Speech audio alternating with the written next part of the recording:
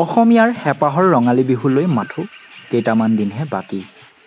ৰং বিৰঙী বিহুৱান বোৱাত ব্যস্ত গাঁৱৰ শিপিনীসকল।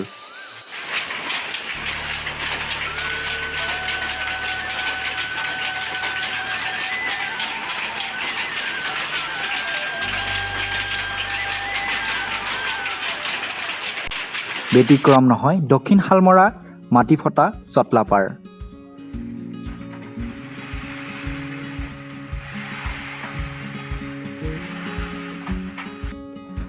হস্ততাঁত বয়নশিল্পৰ বাবে বিখ্যাত মাটিফটা চটলাপাৰ আৰু বাগানপাৰা গাঁও। থলুৱা হস্ততাঁত শিল্পক জীৱনশৈলী হিচাপে বাছি লৈছে চটলাপাৰাৰ প্ৰায় 4 শতাধিক পৰিয়ালে।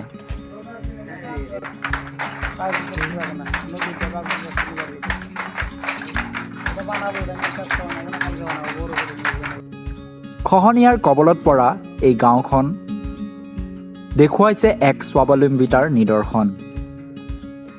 খহনীয়াই নিঃশেষ কৰা ফকীৰগঞ্জৰ চটলাপাৰা গাঁওখনত আজিলৈকে ঢুকি পোৱা নাই কোনো ধৰণৰ চৰকাৰী আঁচনি।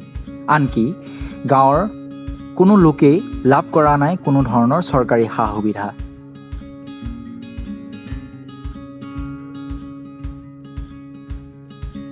গৰাখহনীয়াই জুৰুলা কৰা এইসকল শিল্পীৰ একমাত্ৰ উপাৰ্জন হৈছে বয়ন শিল্প।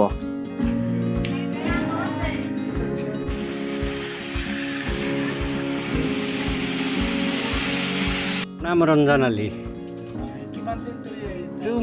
মই কাম কৰোঁ বহুত দিন হ'ল, 10-12 বছৰমান হ'ব। গাৰে ঘৰে কাপোৰ বনায়, এইটো মেঘালয় বিক্ৰী কৰে। মেঘালয়ত ব্লেক মহাজন। এইটো মজুৰিৰ কোনো ঠিক নাই। সেইটো 30 টকা আছে, 50 টকা আছে। সেইখিনি বিদ্যে ফেমিলি চলে, খুব জুলুম হয় আৰু কি নাই। মই কোনো ধৰণৰ সাহায্য পোৱা নাই। ইয়াৰ কাৰণে হয়তো চৰকাৰে কিবা দিব নেকি। মই দুখীয়া মানুহ। মেহজুবিন আজাদ, দক্ষিণ শালমৰা।